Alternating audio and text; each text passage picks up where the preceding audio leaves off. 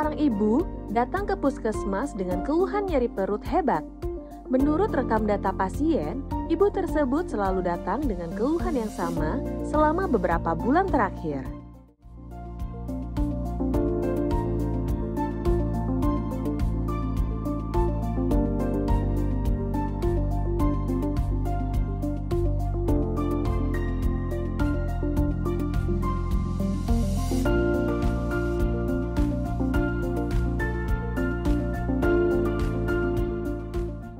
Selamat pagi Ibu. Pagi, Dok. Perkenalkan saya Dokter Mira ya. Boleh disebutkan nama dan tanggal lahir? Ani Nuraini, 8 September tahun 89. Oke, berarti sekarang udah 34 ya Bu ya? Iya, Dok. Sudah berkeluarga Ibu? Sudah, anak saya 1 umur 8 tahun. Oke, udah cukup gede ya. Kalau boleh tahu Ibu keluhan datang ke puskesmas hari ini apa ya Ibu? Ini, Dok, aduh perut saya melilit terus nyeri bagian sini juga rasanya panas gitu, Dok. Oke, ada mual muntah Ibu? Mual aja sih, nggak Nggak pakai muntah. Oke, baik Ibu, mohon ditunggu sebentar ya. Pagi nih, maaf, ini saya mau konfirmasi untuk pasien atas nama Bu Ani, memang sering datang karena keluhan nyeri perut ya? Memang betul Dok, memang sering juga. Dan terakhir kali kunjungan Bu Ani datang itu matanya sembab. Dan kemarin pas saya tensi itu ada luka bakar dan sudah diobati Dok. Oh gitu. Oh ya udah deh kalau gitu, makasih informasinya ya nih. Baik, sama-sama Dok. Ibu, ini kalau saya lihat dari rekam medisnya Ibu sudah beberapa kali kesini dengan keluhan serupa ya, nyeri perut ya? Iya, Dok. Oke, Ibu, apakah Ibu ada masalah mungkin di rumah atau di tempat kerja? Iya sih, Dok. Ada. Gimana kalau misalnya kita ngobrol-ngobrol sebentar di ruang konsultasi supaya lebih nyaman ya Bu ya? Boleh, Dok. Oke, Ibu baik ikut saya ya. Iya.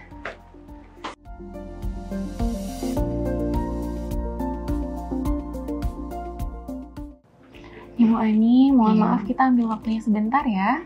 Iya, Dok. Nah, kalau di sini saya lihat kondisi Ibu itu tidak hanya terkait masalah medis saja. Di sini Ibu bisa menceritakan apa saja kepada saya. Jangan khawatir Ibu, apa yang Ibu sampaikan kepada saya tidak akan disebarluaskan. Oh, gitu, Dok ya. Ibu kalau boleh tahu, Ibu kegiatan sehari-harinya Ibu apa? Saya ibu rumah tangga aja sih, biasa ngurus anak, masak, beres-beres rumah gitu aja sih. Oh, memang pekerjaan yang mulia tapi pasti capek ya Bu ya? Ya, gitulah, Dok. Ibu Ani, kalau boleh tahu hubungan Ibu dengan suami bagaimana ya Bu? Ya biasa kalau di rumah tangga pasti ada berantemnya ya, Dok ya. Kalau berantemnya sering nggak? Biasanya seperti apa kalau lagi berantem tuh? Akhir-akhir ini lumayan sering, Dok. Kalau dia pulang kantor stres, lalu capek gitu. Terus dia tuh suka marah-marah, terus ngomong kata-kata yang kasar, kotor ke saya. Oh, biasanya kalau habis lagi marah-marah gitu suka ada kekerasan nggak? Misalnya dipukul atau ditampar? Pernah sih, Dok. Pernah ya seperti itu? Ya waktu itu dia marah-marah, terus saya pernah dipukul, terus anak saya juga pernah didorong sampai jatuh, Dok. Oh, oke. Lalu sikap Ibu bagaimana setelah kejadian tersebut? Kadang saya mau berusaha nenangin suami saya, Dok. Tapi saya takut nanti dia malah tambah marah. Jadi saya diem aja, Dok. Saya takut kalau nanti malah dia marah sama anak saya. Oh gitu. Ibu maaf saya menanyakan hal yang sedikit sensitif. Ibu selama pernikahan dengan Bapak, apakah Ibu pernah mengalami kekerasan seksual? Misalnya Ibu dipaksa berhubungan seksual atau berhubungan badan pada saat Ibu lagi nggak pengen, atau dipaksa melakukan hubungan badan dengan posisi-posisi yang menurut Ibu tidak nyaman? Kalau itu nggak pernah sih, Dok. Oh, nggak pernah ya. Kalau ini kan Ibu sebagai ibu rumah tangga ya. Kalau misalnya kehidupan sehari-hari, kebutuhannya biasanya siapa yang memenuhi? Semua suami saya. Cukup untuk kebutuhan keluarga sehari-hari. Oh, oke, baik.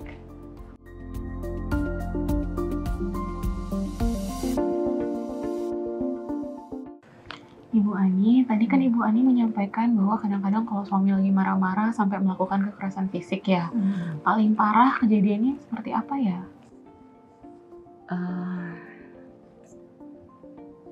Pernah waktu itu dok, suami saya pulang kantor, mungkin dia stres karena pekerjaannya, dia pergi minum minuman keras sama temennya, nggak tahu mungkin dia mabok atau apa, dia pulang ke rumah dia marah-marah, dia sundut lengan saya, lalu dipukul. Terus saat itu anak saya berusaha nolong dok, cuma malah anak saya didorong sampai dia terjatuh dalam posisi duduk dok. Sejak saat itu anak saya tuh takut sama bapaknya. Kalau dia pulang ke rumah, anak saya langsung ngumpet di kamar dok. Oh gitu. Kalau misalnya ada kejadian seperti itu, Ibu mencari pertolongan kemana Bu? Ke tetangga atau mungkin ke orang tua gitu? Enggak pernah dok, saya nggak berani. Takut nanti aib saya tersebar semua dok. Oh oke, baik.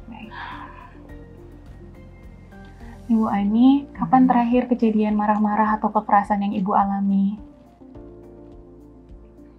Kejadian terakhir itu sekitar 2 hari lalu dok. Oke.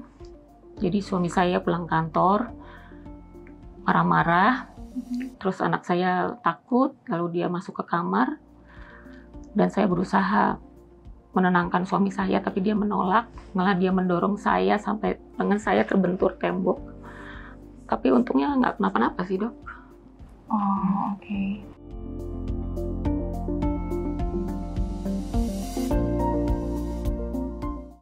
Jadi saya turut prihatin ya dengan kondisi yang Ibu alami.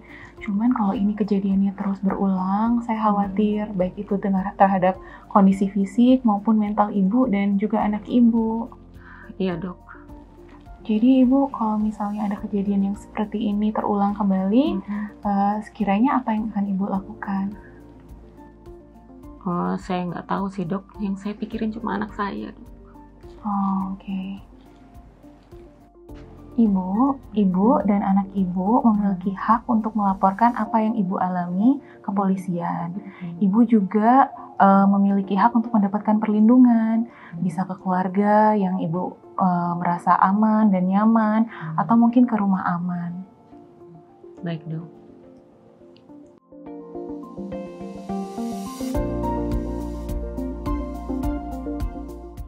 Oh ya Bu, seandainya suami mengetahui kalau Ibu cerita atau melaporkan kejadian ini ke polisi, kira-kira sikap suami seperti apa ya Bu?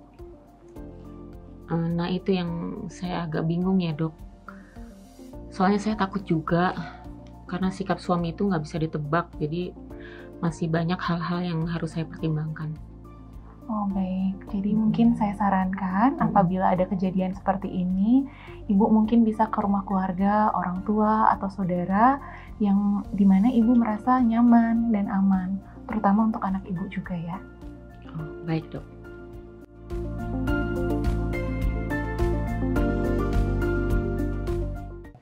Ibu Ani, ini saya lihat kan Ibu masih bingung ya ke depannya mau seperti apa. Kalau saran saya pribadi, sebaiknya sih Ibu melaporkan ke polisi. Tapi kalau misalnya Ibu masih enggan untuk melakukan pelaporan ke polisi, nanti saya buatkan surat penghantar ke Unit Pelaksana Teknis Daerah Perlindungan Perempuan dan Anak atau UPTD PPA. Nanti mereka akan memberikan arahan dan juga pendampingan terkait kasus yang Ibu alami. Oke, selain itu saya juga melihat bahwa Ibu mungkin perlu dikonsulkan kepada dokter psikiatri atau mungkin psikolog. Karena pada kasus-kasus kekerasan dalam rumah tangga, memang trauma fisiknya itu lebih kecil atau lebih ringan dibandingkan trauma psikis yang Ibu alami.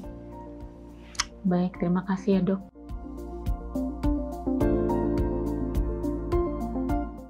Baik Ibu, mungkin itu saja yang bisa saya jelaskan. Sekiranya dari Ibu ada pertanyaan yang ingin ditanyakan? Nggak ada dok, udah cukup.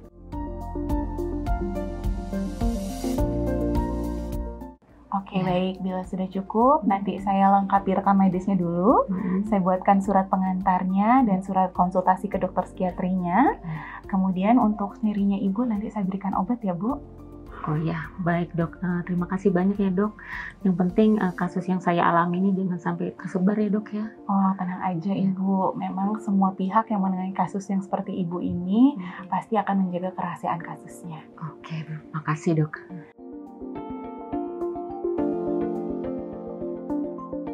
Baik Ibu, saya ucapkan terima kasih atas kepercayaan Ibu untuk menceritakan apa yang Ibu alami kepada saya. Semoga Ibu dalam kondisi yang baik dan sehat selalu ya Ibu. Ya, amin. Terima kasih banyak ya dok. Sama-sama.